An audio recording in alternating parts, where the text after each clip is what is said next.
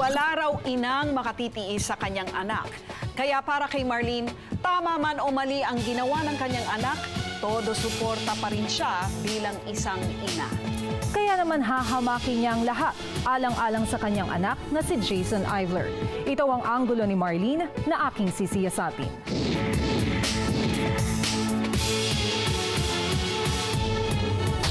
Batang lumaki sa sinturon si Marlene Aguilar, kaya naman ang mga sakit na pinagdaraanan niya ngayon, hindi na niya iniinda. Hinahanap-hanap ang araw ito ng kanyang katawan. Hilig ni Marlene ang martial arts. Mahigit isang taon na nga si Marlene na nagtitraining sa mixed martial arts at 3 beses sa isang linggo siya bumisita dito sa gym para nga mag-practice. Oo. Nag-demo pa nga siya sa amin kung gaano siya kalakas at katatag. Ito. Ito. Iwan ko lang yan. Okay. Tumba na kita. Ay! Itutumba na ako. Oh! Okay. Wala ka lang. Wala ka ng balan. Ang dali lang. Oo nga, bilis. Sa tapang at lakas ng loob, hindi raw madaling patumbahin ang isang Marlene Aguilar.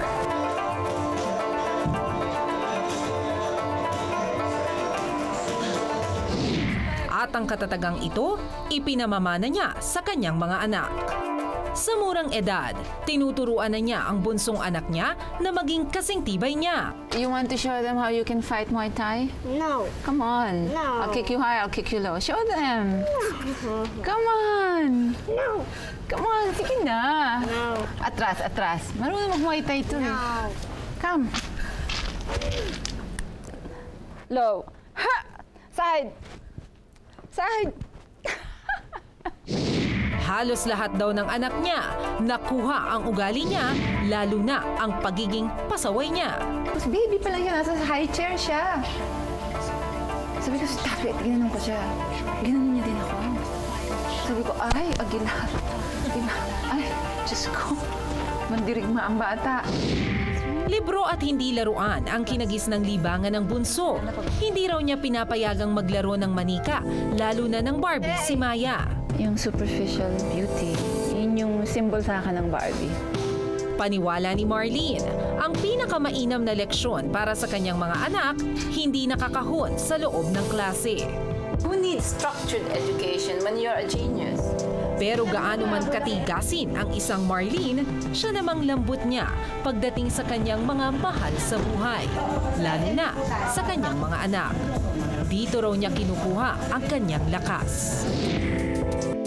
Wala yatang minutong naiwang bakante si Marlene kung hindi abala sa mga anak. Pagsusulat ng libro ang pinagkakaabalahan at pinagkakakitaan niya. Bukod pa rito, nahihilig si Marlene sa pag-awit. Ipinamalas pa nga niya ito sa amin.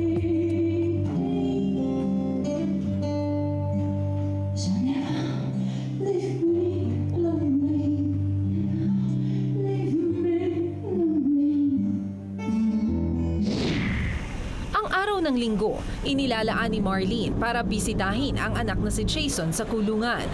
Hinanda pa niya ang mga paborito ni Jason. Bisitahin ko muna po yung anak ko, si Jason Ivler.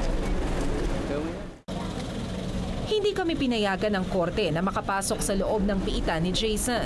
Masyado raw sensitibo ang kaso ng binata. Noong 2009, napabalitang nagkaroon ng birthday party sa loob ng kulungan para kay Jason. Hindi si Jason nagpa-party personally. Pero 3,000 po ang tao sa jail. Siguro naman alam ninyo na araw-araw may birthday doon. Siyempre, kahit na nakakulong ang tao, allowed yan mag-birthday party.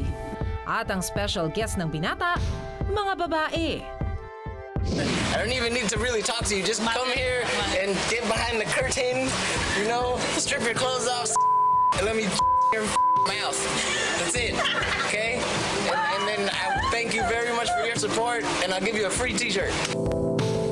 feeling ko, nakakulong din ako dahil nakakulong yung anak ko, di ba? So, wala na akong proper sleep ever since.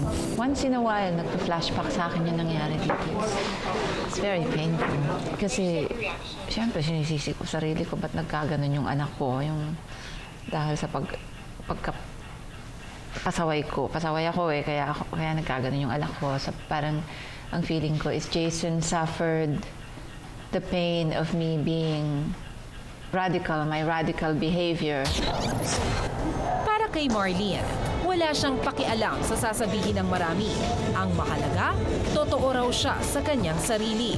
Lagi man daw siyang palaban at walang inuurungan, ang nais pa rin niya'y maging tagapagtanggol ng karamihan. How would you like to be remembered? Ina ng mga kawawa. That's what I want to be. Sa ating lipunan, mahirap lumihis at ipangalandakan ang ugali at pananaw na kakaiba. Minsay pagtatawanan, minsay kukutsain. Kaya ang inang naipit ang anak sa kontrobersya. Kakapit sa anumang pwedeng magsalba sa buhay ng kanyang anak. Gaya ni Marlene Aguilar. Isang mukha. Iba't ibang pananaw. Isang kwento. Ito ang Anggulo. Magandang gabi po sa inyong lahat.